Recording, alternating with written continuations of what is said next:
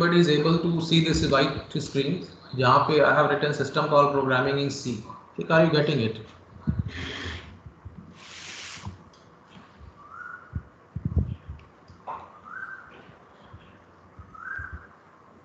तो ये जो सिस्टम कॉल प्रोग्रामिंग है, before that we should understand कि व्हाट इज ऑपरेटिंग सिस्टम। तो हम सब जानते हैं, आप भी जानते हैं कि अगर मान लीजिए हमने लैपटॉप कोई परचेज किया है तो आजकल क्या होता है, we are having the option of either using a legitimate version of Windows on that laptop, तो हम उसको यूज़ कर सकते हैं। और दूसरा तरीका ये भी है कि आप जो है उस पर ऑफिशियल कोई ऑपरेटिंग सिस्टम नहीं लेते हैं and you have the option of making use of Linux as a operating system. Or alternatively, it is also possible with most of the Indians are accustomed of doing कि they are making use of some pirated version of Windows or cracked version of Windows just to save some 3 or 4,000 rupees। ठीक है, लेकिन जो bundled आपके पास laptop के साथ आता है, ऑफ कोर्स उसमें जो फैसिलिटीज़ होती हैं वो बहुत होती हैं और वो जो है आपको वैसे नहीं मिलता जो क्रैक्ड वर्जन होता है। ठीक है, और दूसरा अगर आप नेट पे रहते हैं तो you are getting updates also, तो इसलिए आपके पास विंडोज़ को हम इसलिए चाहते हैं क्योंकि हमारे पास एक ओएस चाहिए होता है। तो सभी को मालूम है कि ओएस जो है उसके बिना लैपटॉप आपका कुछ नहीं करेगा। विंडोज़ करप्ट हो जाता है तो we are unable to make use of laptop, तो हमें उसमें विंडोज़ को रखना as a operating system essential है। और नॉर्मली ये कहा जाता है कि it's a manager because it is doing all the jobs on our behalf inside the computer. जैसे हर ऑर्गेनाइजेशन में एक मैनेजर होता है whose job is to ensure the efficient use of that system.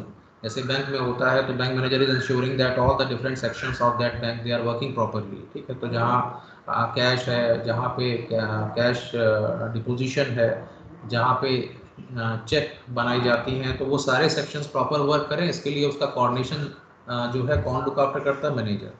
वैसे ही यहाँ पे ऑपरेटिंग सिस्टम क्या करता है, it is making use of the looking after the management of resources. और कंप्यूटर में रिसोर्सेज क्या होते हैं, जैसे कि माइक्रो प्रोसेसर जिसको हम CPU कहते हैं, या रैम होती है, या जो मेमोरी का दूसरा टाइप रोम होती है, या उसके अलावा हार्ड डिस्क होती है, या उसके अलावा इंफॉर्मेशन होती है which we are saving in the form of files. तो ये सारे रिसोर्सेज हैं and who is managing them? It's operating system only. The operating system has to manage them. Now all these management activities, they are totally insulated from the user. I mean, as a user, if I am making use of any laptop, I am not understanding or not getting any information that how the things are getting implemented inside the computer. I have been told that if I have to click on this icon, then this will happen. Okay, so only that much things we used to do. ठीक है, on laptop हमने इस icon को click किया, या अगर आप command mode में गए and you are aware of certain commands, so you are issuing those commands and getting certain jobs done on computer. तो वो जो कमांड्स हैं basically they are the instructions to operating system to perform any specific task. तो आप जो भी computer पे करते हैं, कंप्यूटर पे सीधे तो हो नहीं सकता, तो something has to be there as a intermediate between you and computer, and it is operating system, तो it is doing that operation. तो लैपटॉप के अलावा अगर हम ऐसे कॉन्फ़िगरेशन सोचें from practical point of view, तो लैपटॉप में चाहे आपका विंडोज़ हो, लेकिन आप यूज़ तो एक ही यूज़र करता है। I mean it's not possible that you are having one CPU and having multiple monitors connected to that CPU। इस टाइप का configuration although it is possible, but हम लोग इस टाइप का कॉन्फ़िगरेशन जो है नहीं रखते। लेकिन अगर आप मिनी कंप्यूटर्स को देखें या मेन फ्रेम्स को देखें, तो वहाँ का जो स्ट्रक्चर होता है वो कुछ इस टाइप का होता है कि we are having one CPU and to that a number of terminals are connected, और ये जो टर्मिनल्स होते हैं they are called dumb terminals. ठीक है, ये डम्प टर्मिनल्स कहलाते हैं। डम्प टर्मिनल्स का मतलब है they are not offering any local processing capacity. Local processing capacity का मतलब क्या है कि जैसे नॉर्मली आप नेटवर्किंग इन्वायरमेंट में अगर देखते हैं तो लैब में क्या होता है, we are having different computers and all these computers they are connected to a network, and you may be sitting on different computers. Lab में आपके दोस्त जो हैं अलग अलग कंप्यूटर से बैठे हैं। ठीक है, आपके पास इंटरनेट एक्सेस है, it may be possible that one of the server which is kept in server room is having some software, and that software is also available through network on these computers। ठीक है, लेकिन अगर आप in computers को देखें तो what what do we have in this computer? We are having a CPU, we are having a monitor, we are having a keyboard. That means every terminal, every node of the network is a full-fledged computer, and if you detach it from the network, then it will be a independent computer. ठीक है, वो अपने आप में भी काम कर सकता है क्योंकि उसकी अपनी हार्ड डिस्क है जिसपे विंडोज है। ठीक है, तो विंडोज में इस टाइप का जो नेटवर्किंग का कंसेप्ट है जिसमें ऐसा पॉसिबल है कि एक विंडोज का सर्वर है जहाँ पे you are having certain software installed and you are making that software available to all the other terminals which are connected to that server. और इन टर्मिनल्स को हम कहेंगे दे आर द क्लाइंट्स, जहाँ पे अलग अलग यूजर्स बैठे हैं and they are making use of that software. ठीक है, तो इस टाइप का कन्फिग्रेशन पॉसिबल है। लेकिन अगर आप इसके कॉन्ट्रास्ट में यूनिक्स को देखें तो यूनिक्स में क्या होता है कि we are having one CPU and to that a number of terminals are connected, and what do we have in that terminal? We are having simply a monitor and keyboard. We don't have CPU, or even if you are having CPU, the CPU will not function. कैसे? इसका example ये हो सकता है कि मान लीजिए हम इस नेटवर्क में बैठे हैं और हमें लाइनेक्स का सेशन अपना यूज करना है, तो एक सर्वर जो है लाइनेक्स का भी है, मे बी अगर ITRC में सर्वर रूम में एक लाइनेक्स का सर्वर है, तो आप क्या करेंगे इस टर्मिनल पे, अगर आप विंडोज वैसे नॉर्मली काम करते हैं लेकिन चाहें तो इस लाइनेक्स सर्वर से कनेक्ट हो सकते हैं। तो the moment when you follow the process of getting connected to Linux server, तो क्या होता है कि इस कंप्यूटर के ऊपर you will get another desktop. Desktop के ऊपर जो है आपके विंडोज डेस्कटॉप के ऊपर एक और स्क्रीन ओपन हो जाएगी जहां पे you will be prompted to enter the login name. So say you are entering some login name, then you are prompted to enter the password, you enter the password, and then if both the credentials are okay, then you get some prompt in the form of $sign on the screen. Now you have become part of this machine. इस situation में जो आपका Windows था, जो base या जो host operating system था, अभी उसका कोई फंक्शन नहीं है क्योंकि अब आप इससे कनेक्ट हो गए हैं लाइनेक्स सर्वर से। तो अब आपका जो as long as you remain connected to the Linux server, your system will function as a dumb terminal. I mean, if you are executing any program in C language, say let us suppose I am compiling a program in C language, or if I am typing my program, where do I store that program? That is getting stored to the hard disk of this Linux machine. So उस hard disk पे क्या होगा? I'll be having certain space allotted to me to my user area because I have been given one login ID and password. तो हम उसी को use करके Linux पे जो है काम करेंगे। तो हमारे लॉगिन आईडी और पासवर्ड से हमारा एक एरिया जो है उसकी हार्ड डिस्क के ऊपर सेफ है जिसमें कोई और नहीं आ सकता, क्योंकि जिसको पासवर्ड नहीं मालूम या मेरा यूजर आईडी नहीं मालूम वो नहीं आ सकता। तो मैं जो कुछ भी काम कर रहा हूँ that goes to this computer. तो उसमें सिनेरियो क्या बनता है कि even if my terminal is apparently having monitor, keyboard and CPU, but once we are connected to the Linux machine, then your machine will, your node where you are sitting will start behaving just like a dumb terminal। क्योंकि आपका C का program run कौन करेगा? इस वाले computer का जो ये जो सर्वर है या जो मिनी कंप्यूटर है, इसका जो माइक्रो प्रोसेसर है वो रिस्पॉन्सिबल है आपके C प्रोग्राम को एग्जीक्यूट करने के लिए। आपका फ्रेंड अगर जो है बगल वाले टर्मिनल पे जावा में काम कर रहा है तो उसका प्रोग्राम भी इसी मशीन पे आएगा और यही मशीन रिस्पॉन्सिबल है for execution of his program. इसका मतलब है यहाँ पे सीन क्या होगा कि इस सर्वर पे जो लाइनेक्स का सर्वर है उस पे will be having in the RAM multiple programs, बहुत सारे प्रोग्राम्स होंगे सबमिटेड बाय डिफरेंट यूजर्स। ठीक है, तो हम ये क्या कर रहे हैं, बेसिकली एक सीपीयू को हम शेयर कर रहे हैं अमंग मल्टीपल यूजर्स।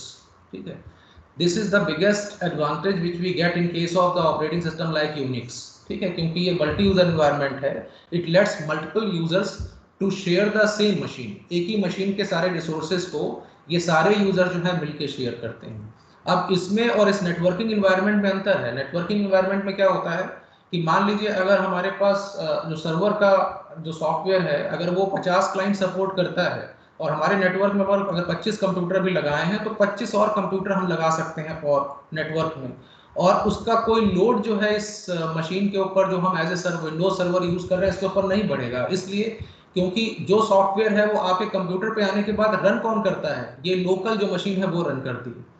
तो यहाँ पे हर क्लाइंट जो है वो इंटेलिजेंट मशीन है क्योंकि उसके पास सीपीयू है और लोकली जो उसका एग्जीक्यूशन होता है जो कि लाइनेक्स में या यूनिक्स में नहीं होता क्योंकि वहाँ पे डम टर्मिनल कंसेप्ट है। तो सारी चीज़ें जो हैं जो अलग अलग यूजर्स की हैं वो एक कॉमन मशीन में जाती हैं और वही मशीन रिस्पॉन्सिबल है for the execution of all these programs. ठीक है। So normally this used to be a middle end or high end server, because obviously when it has to cater the programming requirement of so many users, so the configuration should be advanced. But overall, if you look at the total number of users and the complete configuration, it is much cheaper than its counterpart which you may be maintaining in the form of a computer network. तो computer network comparison में ये वाला setup जो है वो कहीं रगड़ होगा और कहीं जो है उसकी कॉस्ट जो है कम होगी, क्योंकि उसमें जो ह्यूज इन्वेस्टमेंट या जो मेजर इन्वेस्टमेंट है वो केवल और केवल सर्वर में है। बाकी जो डम टर्मिनल्स हैं they are very cheap, they are very economical, ठीक है। तो अब इस मशीन को हम कहते हैं कि it is a in true sense it is a multi user machine, ठीक है, क्योंकि इस पे मल्टीपल यूजर जो है they are sharing the same machine. Obviously यहाँ पे जो ऑपरेटिंग सिस्टम होगा दैट शुड बी कॉम्प्लिकेटेड, क्योंकि उसका जॉब कॉम्प्लिकेटेड है, क्योंकि उसको इन सारे यूजर्स की जो रिक्वायरमेंट्स जो यहाँ पे आ रही है कॉमन मशीन पे उनको हैंडल करना है। तो इसलिए ये जो ऑपरेटिंग सिस्टम है ये टिपिकल है, और यही जो है यूनिक्स का एक सेलिएंट फीचर होता है कि ये बहुत स्ट्रांग ऑपरेटिंग सिस्टम है, ठीक है, हैंडलिंग के लिए। तो हम अगर इस टाइप का कोई कॉन्फ़िगरेशन यूज़ करते हैं तो हमारा सेटअप भी इनएक्सपेंसिव होता है और रगड़ होता है। दूसरी बात, इसमें सबसे अच्छाई बात ये है कि इसमें कोई आपको you don't need to pay any money. Reason being कि यूनिक्स के जो वेरिएंट्स लाइनस की फॉर्म में हैं they are freely available to us, ठीक है। आपको उसका कोई चार्ज नहीं देना होता, क्योंकि वो ओपन सोर्स सॉफ्टवेयर है। और जब हम ओपन सोर्स सॉफ्टवेयर कहते हैं तो इसका मतलब है कि the software which is having some license agreement, उसमें एक लाइसेंसिंग होती है, वो किस तरीके की होती है that I will tell you. लेकिन उसमें यह है कि you don't need to pay any money to any specific company for procurement of that software as you do in case of Windows, where you are paying money directly और indirectly to Microsoft because you are going to use the product of Microsoft. तो इसलिए हम Unix या Linux में क्या करते हैं, Linux क्योंकि उसका जो ओरिजिन है वो लाइनस टोरवेल्ड से है। ये एक रिसर्चर हैं जिन्होंने लाइनक्स को बनाया था, और लाइनक्स में सबसे अच्छी बात यह है कि एक रिसर्च कम्युनिटी का ये प्रोडक्ट है और ये हमें फ्रीली अवेलेबल है, इसका सोर्स कोड भी हमें अवेलेबल है। तो जब हम ये कहते हैं कि ये ओपन सोर्स सॉफ्टवेयर हम यूज़ कर रहे हैं तो उसकी भी एक लाइसेंसिंग होती है, और वो क्या है, वो ये है कि आप उसका जो सोर्स कोड यूज करेंगे, if you are making any enhancement to that operating system, suppose n number of utilities were there in that operating system and you have added one more utility, so you cannot commercialize that additional utility, you cannot sell it in the market, ठीक है, for getting any benefit out of this development, क्योंकि आपको एक freely source code मिला था और आपने उसी में कुछ अपना कंट्रीब्यूशन किया। तो क्योंकि ये कम्युनिटी डेवलपमेंट है तो जितने लोग इसमें कंट्रीब्यूट करते जाएंगे ये उतना ही स्ट्रांग होता जाएगा। तो इसलिए इसमें यही एक एथिक्स की तरह आपको जो है इसमें एक एग्रीमेंट देना पड़ता है कि यस, अगर हम ओपन सोर्स सॉफ्टवेयर यूज कर रहे हैं तो उसका एक बाइंडिंग ये रहती है कि अगर आप उसमें कोई अपना एनहांसमेंट करते हैं सो you can not commercialise it, you have got it free of cost from the community research community and you have to give that contribution back to the society free of cost। आपको free में मिला था, आपको free में ही देना होगा। लेकिन अब इस प्लेटफॉर्म के ऊपर if you are developing any commercial software, say for example if I am developing any ERP, ठीक है, एंटरप्राइज रिसोर्स प्लानिंग के लिए जो हम लोग सॉफ्टवेयर बनाते हैं, अगर वो या यूनिवर्सिटी मैनेजमेंट सिस्टम हमने बनाया, और अगर हमने यूनिक्स के ऊपर, यूनिक्स हमारा जो है बेस्ड ऑपरेटिंग सिस्टम है, तो आपने जो कुछ भी बनाया, चाहे पीएचपी में बनाया, चाहे ASP.NET में बनाया, तो वो जो है उसको आप मार्केट में बेच सकते हैं, बिकॉज वो आपने यूनिक्स के ऊपर प्लेटफॉर्म को यूज करके बनाया है, you have not modified Unix itself. लेकिन अगर आप ओएस को ही मॉडिफाई करेंगे जो आपका ओपन सोर्स सॉफ्टवेयर की कैटेगरी में है, तो फिर आपको वो चीज़ वापस सोसाइटी को फ्री ऑफ कॉस्ट देनी पड़ेगी। तो यही बाइंडिंग होती है ओपन सोर्स सॉफ्टवेयर की। फायदा क्या होता है, क्योंकि हर एक उसमें अपना कंट्रीब्यूशन देता है, तो over the period of time the end product becomes more and more rugged, और वो वल्नरेबल नहीं होता। इसीलिए आपको बड़े कम इंस्टेंसेस मिलेंगे जहां पे यू सी दैट कि the system is getting infected with viruses when it is booted with Linux, ठीक है, ऐसा नहीं होता। लेकिन आपको क्योंकि इसकी जो सिक्योरिटी मैकेनिज्म है बहुत स्ट्रॉन्ग है, लेकिन आपको ये बहुत फ्रिक्वेंटली देखने को मिलेगा कि ये विंडोज़ में होता है, और स्पेशली अगर क्रैक्ड वर्जन है तो बहुत ज़्यादा होता है, क्योंकि वहाँ पे डिफेंडर वगैरह जो हैं वो उनके पैचेस अपडेट नहीं होते, तो इसलिए विंडोज़ डिफेंडर भी काम नहीं करता है ठीक से।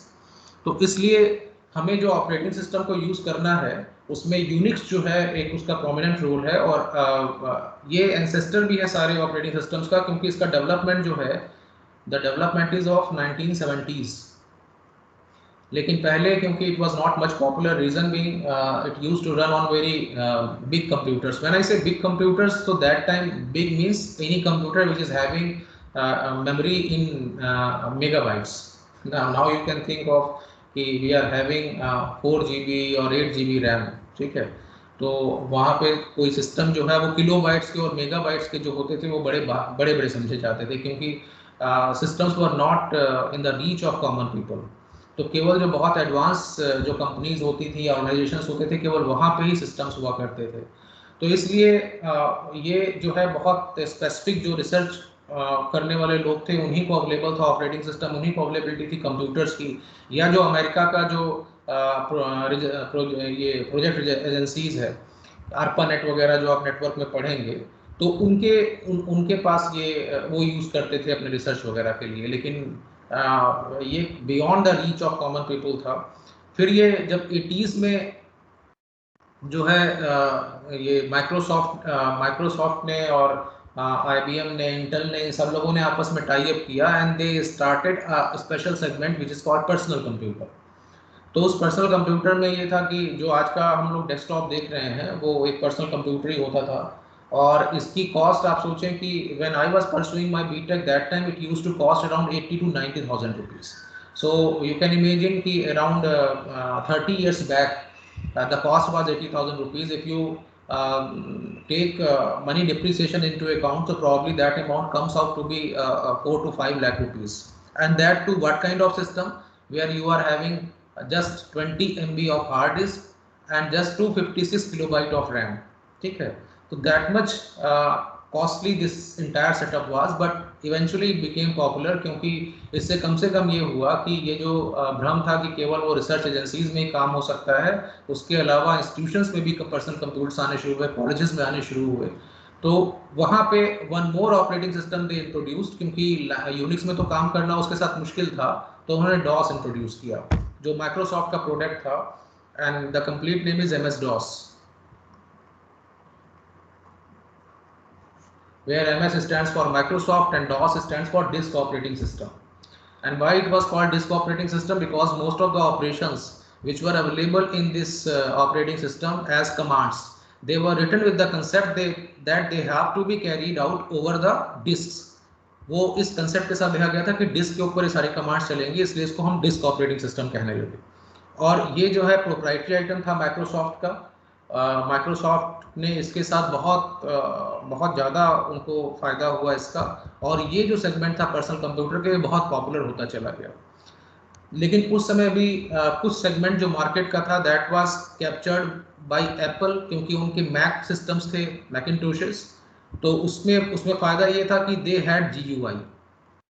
DOS में क्या था कि when you wish to use any PC, you have to learn the syntax of all the commands, at least the handful of commands which are frequently used, so that you can make use of PC easily. So but Mac system used to have a very salient feature of having GUI.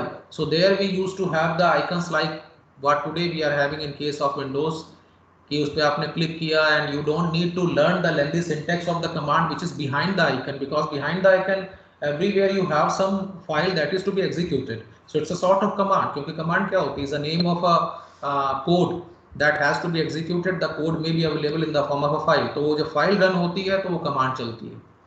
तो इसलिए GUI में तो you are having icons, तो आपको command से कोई syntax सीखने नहीं पड़ते. तो इस सेगमेंट को कैप्चर करने के लिए Microsoft started working on a overlay program, and they developed a overlay program with the name Windows. उन्होंने एक GUI बनाया, और उसमें ये था कि पहले you have to boot the system with DOS, and once it is booted and you get this prompt on the screen, then next process is कि you have to type win and you press enter. So just like TC, Turbo C, or just like Dev C, this Windows was used to start as a overlay program, and it used to give GUI interface on the screen. But the inner operations used to be carried out over DOS itself, क्योंकि जो base operating system था वो तो DOS ही था. So eventually this combination having Windows as GUI with DOS became very popular. And so much so that since Windows was the product of Microsoft, so Microsoft ultimately merged DOS with Windows and they introduced Windows as a full fledged operating system. तो उन्होंने Windows को एक operating system के रूप में introduce कर दिया, and rest all is history, because we are having a sequence of series of Windows. ठीक है, कि वो 95 आया, 98 आया, फिर 2000, तो कितने ही सारे उसके वर्जन जो है निकलते चले गए। ठीक है, बीच में XP आया, तो ये बहुत सारे विंडोज के वर्जन हैं। और इसमें बेनिफिट यही था कि आपको everything is very user friendly. ठीक है, आपको बहुत उसमें there was no complications involved in learning the syntax of any command. just practice of 10 to 15 minutes is making you sufficient to make use of that laptop, तो आप easily उसको use कर सकते थे। तो ये एडवांटेज हमें इसमें थी। लेकिन जो पैरेलल एक जो लॉस हम कह सकते हैं कि यूनिक्स का था, कि यूनिक्स जो है उसी के कंसेप्ट को यूज करके डॉस बना, उसी के कंसेप्ट पे जो है विंडोज बना, क्योंकि जो हम inverted tree structure operating system में पढ़ते हैं, where the root directory is always on top, तो ये जो आप पढ़ते हैं उसमें we are having sub directories, and inside sub directories we are having further sub directories, then we are having files. तो ये पूरा स्ट्रक्चर जो है has been imported from Unix only, क्योंकि there only this concept was there. तो सब कुछ जो हमने लिया है वहीं से लिया है, तो that's why it is considered to be ancestor of all the today's operating systems. ठीक है, उसके बाद फिर then we started getting the new flavour of Unix, क्योंकि यूनिक्स भी बदला और उसकी जो मेमोरी रिक्वायरमेंट्स थी और वो रिड्यूस हुई, और उसके अंदर कुछ ऐसे जो पहले तो ये था कि इसमें थोड़ा सा प्रॉब्लम ये थी कि ये जो है केस सेंसिटिव ऑपरेटिंग सिस्टम अभी भी है, केस सेंसिटिव ऑपरेटिंग सिस्टम है। तो विंडोज में जब आप कोई कमांड देते हैं तो ये मैटर नहीं करता whether you are giving that command in small case और लोअर केस और इन अपर केस, या you are using mixed case कि कुछ कैपिटल कुछ स्मॉल वो चल जाएगा। यूनिक्स में ऐसा नहीं था। यूनिक्स में जो आपको कमांड्स देनी है वो लोअर केस में ही देनी है, और वहाँ पे small and capital they are two different alphabets. as you know that we are having different ASCII value for different alphabets, so here A is different than capital A. So whatever rules we see in case of the languages like C or C++, the same is applicable to Unix also. लेकिन इसकी जो powers हैं वो enormous है in comparison to other operating system. Windows में we are having the multitasking feature. Multitasking जैसे अभी आपको मल्टी यूजर मैंने बताया, मल्टी यूजर में क्या है कि when multiple users are able to share the same machine, we say that this setup और this machine is multi user. And for that kind of machine, what kind of operating system we need? Unix, because it's a multi-user operating system. Windows is also a multi-user operating system, but not all the versions of Windows. ठीक है, 95 के बाद onwards जो है उसमें multi-user support है, लेकिन वो इस टाइप का नहीं है। वो मल्टी-यूजर किस टाइप का है कि जैसे हम लॉगिन्स क्रिएट कर सकते हैं on the same client, on the same desktop. If I am working as a SP Singh, it's possible that after half an hour I am leaving that terminal, somebody else is coming and getting logged into that system as Sunil Kumar. तो वहाँ different logins आपके हो सकते हैं। Plus हम जो है sharing कर सकते हैं इंफॉर्मेशन की, जैसे नेटवर्किंग में ये आपको सेटअप में होता है नॉर्मली। ठीक है, हम लोग विंडोज में क्लाइंट्स क्रिएट कर सकते हैं एक ही सिस्टम के ऊपर, लेकिन क्या हम ऐसा कर सकते हैं कि एक ही CPU जो है उस पर है और बाकी डम टर्मिनल्स कनेक्टेड हैं? ये तो नहीं कर सकते। तो ये ट्रू सेंस में यूनिक्स में होता है। दूसरा ये है कि इसके अंदर जो यूनिक्स की जो एडवांटेज है कि ये ट्रू सेंस में एक तरीके से मल्टी यूजर मशीन है, और उसके अलावा जो मल्टीटास्किंग फीचर है, तो coming back to Windows we can easily judge ki what is multitasking feature, because today what is happening when you are at home, you are doing some work, you are starting some VLC media player, ठीक है, आपने उसमें कोई गाना लगा लिया या कोई वीडियो चल रहा है, in the meantime you have decided that you should type your seminar report, तो आपने वर्ड की जो है एक सेमिनार रिपोर्ट टाइप कर रहे हैं, तो two task are simultaneously going on. When your seminar report is over, you are simply giving the printing command and the printing is also started. But in the meantime, you have decided to go for MS Excel to prepare some graphs.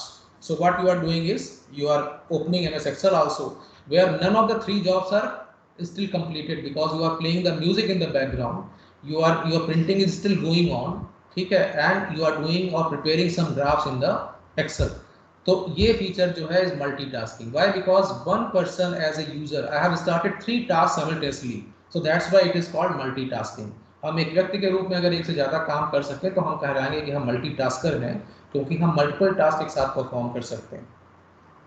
यही feature जो है Unix में भी है कि वहाँ पे आप किसी मल्टी यूज़र का तो आपने देखा कि एक यूज़र ये, एक यूज़र ये, जैसे I am choosing a different colour, जैसे अगर आपने A यूज़र देखा, B यूज़र देखा, C यूज़र देखा, so everybody is giving some different type of task, और सारे टास्क यहीं पे जा रहे हैं। तो ये तो मल्टी यूजर हो गया, क्योंकि बहुत सारे मल्टीपल यूजर जो है they are sharing the same machine. दूसरा ये है कि it is possible that some of the commands I am submitting in the background, मैंने उनको बैकग्राउंड में सबमिट कर दिया, तो they are still going on। क्योंकि अगर आप बाद में देखेंगे कि normally when we pursue any MTech or PhD, so there we used to write some simulators, and simulators just to test the performance of any protocol. So simulators used to take lots of time, because वहाँ पे हमें कुछ दिखाना होता है कि इतने बड़े नेटवर्क, इतने बड़े नोड्स के ऊपर ये एल्गोरिथम चल रही है and it is generating certain results.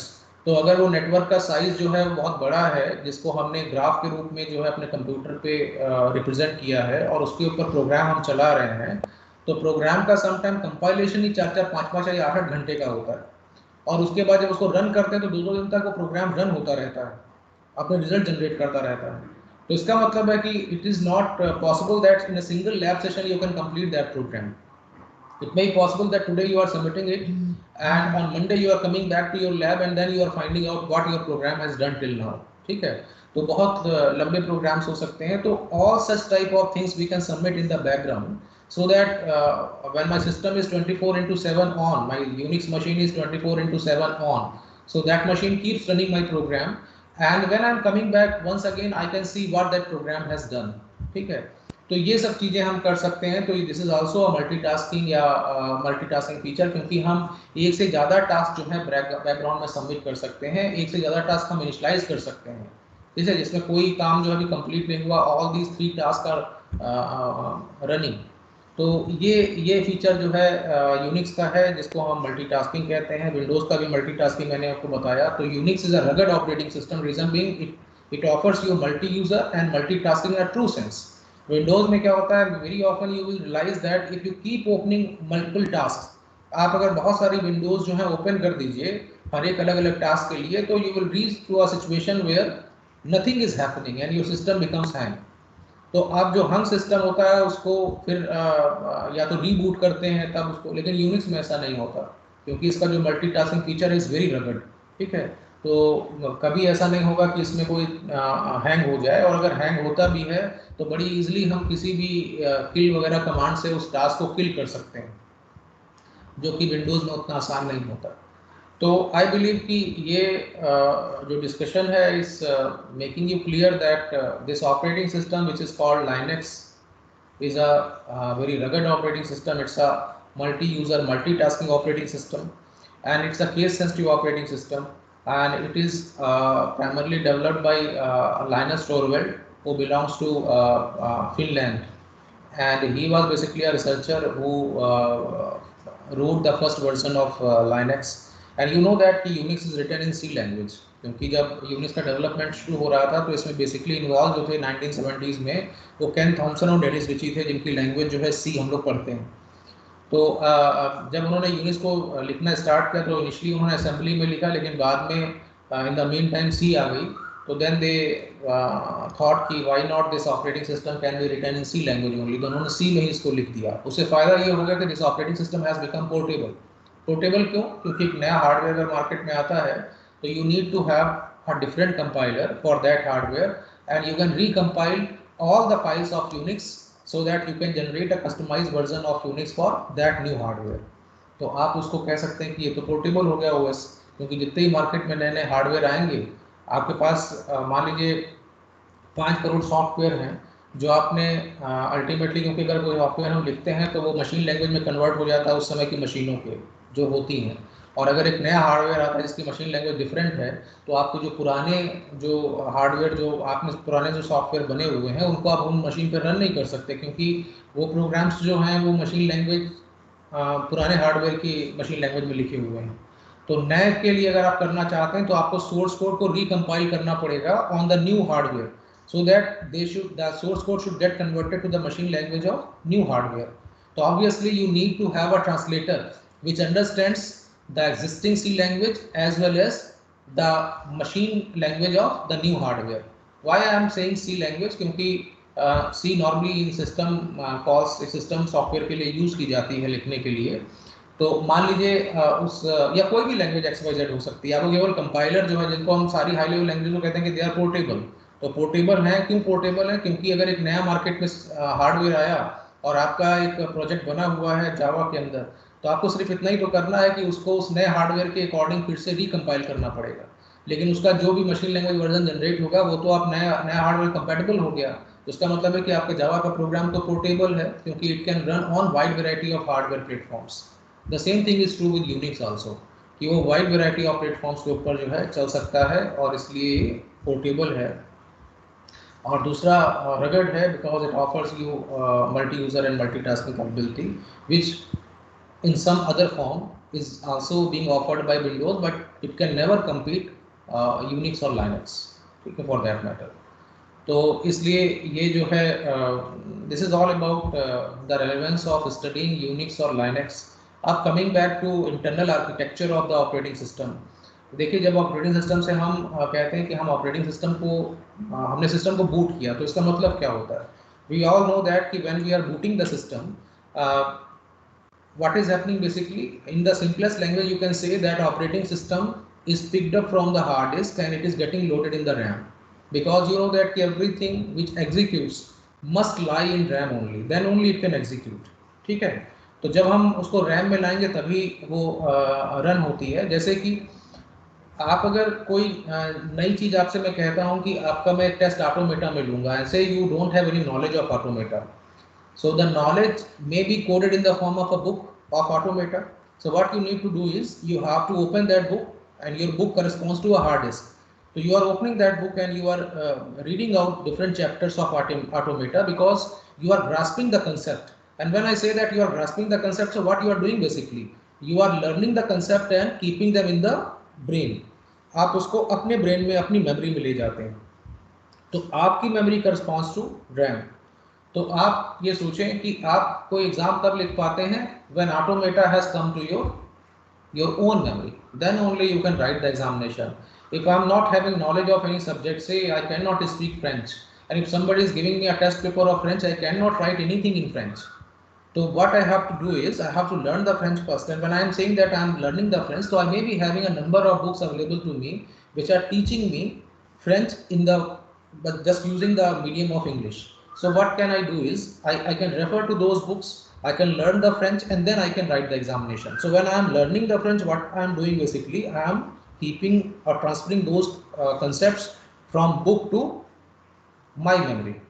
So my memory is main memory. तो कंप्यूटर में भी यही होता है कि हार्ड डिस्क से जितना भी सॉफ्टवेयर है वो तभी चलता है जब when it is brought from hard disk to main memory, and that process is called booting in the simplest language, ठीक है। Many more thing is happening that, but on some later lectures we'll see what is the sequence of different operations which are going on in the background when we say that we are booting the system। But as a novice you simply understand that the process of loading the operating system into computer's main memory is nothing but booting। तो उसमें हम system को boot करते हैं। तो अगर हम system को बूट कर लेते हैं तो वो जो ऑपरेटिंग सिस्टम होता है वो कहाँ जाता है? It comes to computer's main memory, वो रैम में आ जाता है। अब रैम में तो आपका प्रोग्राम भी आता है जो आप जावा में या सी में लिखते हैं। तो बेसिकली क्या होता है कि रैम में we are having the partition. एक एरिया जो होता है is reserve for operating system, जहाँ पे ओएस ही आता है, ठीक है। एक एरिया जो है आपका एप्लीकेशन एरिया होता है जहाँ आपके प्रोग्राम्स आते हैं। Why do we need to keep the OS? क्योंकि अगर ओएस रैम में नहीं रहेगा तो मैनेज कैसे करेगा? वी नो दैट कि anything which becomes active as a software, it can remain active only when it is loaded in the RAM, otherwise it cannot। तो OS as long as it is existing on the hard disk can do nothing, लेकिन जब ये RAM में आ जाता तभी active होता है। अच्छा, it is not possible that entire OS you can keep in a single go in the RAM, because OS used to be very huge in size। आप देखते हैं जब आप विंडोज को इंस्टॉल करते हैं तो जितने जीबीज वो स्पेस कंज्यूम करता है उतनी रैम आपके पास थोड़ी होती है। तो only the essential part of OS is loaded in the RAM. कुछ उसका बेयर मिनिमम पार्ट होता है that should remain permanent as long as we are using that system, ठीक है। जैसे उसी में एक जो परमानेंट एरिया, जो एक रेजिडेंट पोर्शन होता है वो शेल का होता है, वो अपने आप को रैम में लोड कर लेता है, और उसके बाद ही ऐसा होता है कि यूजर जो है ऑपरेटिंग सिस्टम से इंटरेक्ट कर पाता है थ्रू शेल।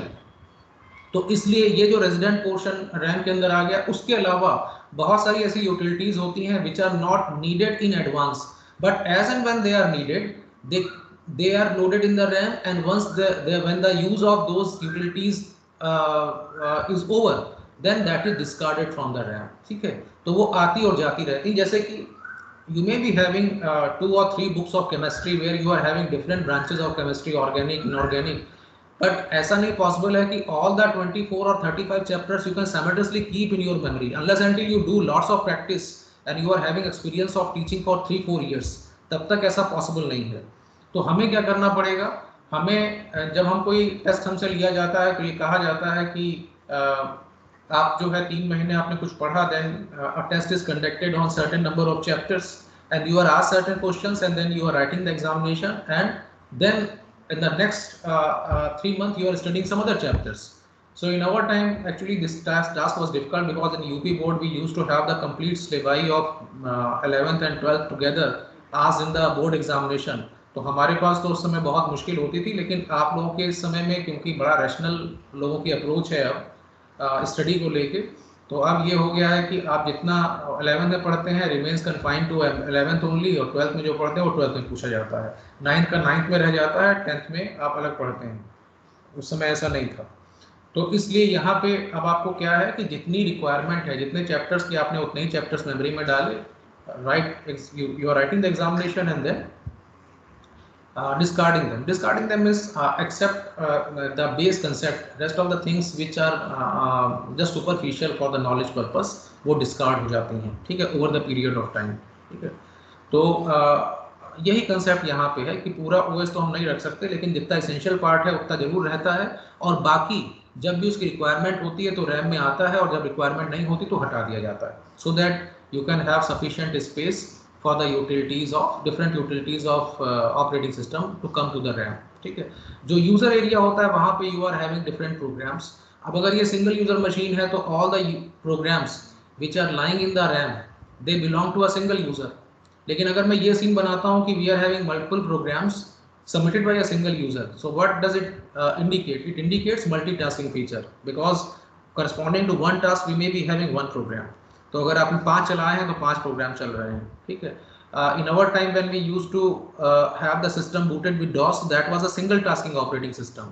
तो उसमें ये सवाल ही नहीं था कि यहाँ पे मल्टीपल टास्क हों, उसमें केवल एक ही प्रोग्राम एक बार में आप रन कर सकते थे, ठीक है। इट वाज नॉट पॉसिबल कि अगर आप if I am typing any project report in word star, that was a package of that time which was you can keep at par with MS word of current era. तो उसमें if I am typing any report and after that if I am giving printing command, so unless until printing is completed I do not have the option of using any other command to move to some other operation, no। जब तक printing complete नहीं होगी आप एक lock state में हैं और आपकी स्क्रीन पे कुछ भी नहीं होगा, और जैसे ही वो प्रिंटिंग कंप्लीट होगी वो अनलॉक हो जाएगा, उसके बाद आप फिर कोई मेन्यू का दूसरा ऑप्शन यूज करके कुछ और कर सकते हैं, और चाहे तो उस पैकेज को क्विट कर सकते हैं, एग्जिट कर सकते हैं।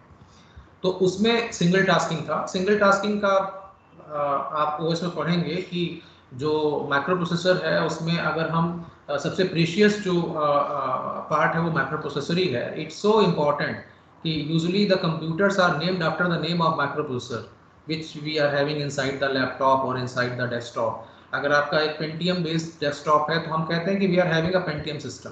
Pentium is not the name of that entire system, Pentium is the chip which is microprocessor fitted in your desktop. Lekin since it is the main part, so usually we call that system after the name of that microprocessor। तो हम कहते हैं मेरे पास Pentium है, i3 है, i5 है, i7 है, basically they are the names of different microprocessors। तो इसलिए उनको हम यूज करके ये कर सकते हैं। तो यहाँ पे अगर आपका एक सिंगल प्रोग्राम है और माइक्रो प्रोसेसर की जो स्पीड है वो तो गीगाहर्ट्ज में है, तो जितना देर में हम लोग कोई टाइप करते हैं उतनी देर में तो खट से एग्जीक्यूट भी हो जाता है। तो अगर आप कोई प्रोग्राम रन कर रहे हैं और आपने कोई जैसे C++ का प्रोग्राम लिखा, जावा का लिखा, तो आप जब प्रोग्राम लिखते हैं तो क्या होता है, we are having fix type of statements. कुछ प्रोग्राम्स जो हैं, just a minute, I am just taking a pause because VC sir is calling मी।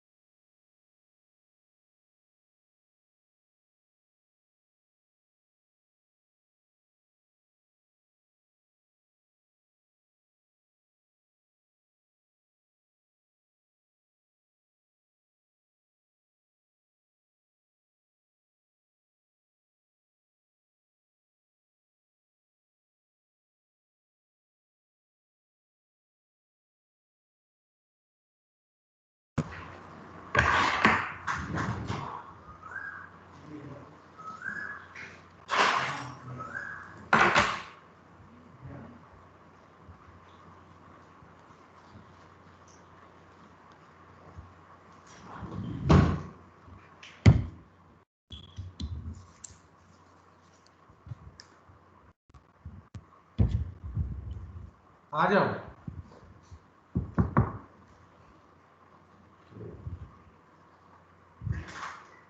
इसको ना वो विनोद से कहना अपनी दराज में रख लेगा।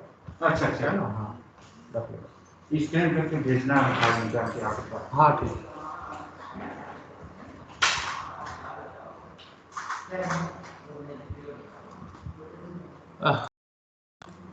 I am sorry. तो हम लोग ये जो डिस्कस कर रहे थे शेल का और वॉइस के कंसेप्ट्स का, so more about this will discuss in the next lecture, क्योंकि मुझे लगता है कि आज तो केवल हम फंडामेंटल्स में रह गए। एंड एक्चुअली मैं तो स्क्रीन शेयरिंग के लिए यहाँ लाइनक्स का भी बूटेड था मेरे पास, ताकि मैं कुछ कमांड्स आपको बताऊँ। But anyways what we can do is कि कल भी I can take your class, तो हम फिर से हम इसको शेड्यूल कर लेंगे, ठीक है। और फिर से जो है इसका जो प्रैक्टिकल एस्पेक्ट है थोड़ा सा वो हम लोग लर्न कर लेंगे। देखिए इसमें जो सॉफ्टवेयर लैब है is basically having only 4 periods for lab sessions, ठीक है। बट माय एक्सपीरियंस इज कि unless and until somebody teaches you the programming or the writing of programs or system calls, तब तक आप उसको इम्प्लीमेंट नहीं कर सकते। So that is why I thought कि we should have some lecture sessions so that you can learn in that session and then you can do the practice. तो जो इसमें जो आपका शेड्यूल था, actually it was clashing with my class of MCA second year, so that's why it was not possible for me to take the classes on Monday, Tuesday and Wednesday up to Thursday, because first period I used to take, and normally I am taking first period only. After that, since I am looking after admission process also, so I have to go to admission cell. So that's why I'm not taking, but हम लोग क्या करेंगे, we can have some more sessions so that we can do the practice. So tomorrow is Sunday, but we can have some session where we can learn some other practical aspects and we can try our hands on Linux commands, ठीक है। So with this I am closing this session, and tomorrow once again we'll meet for the next session.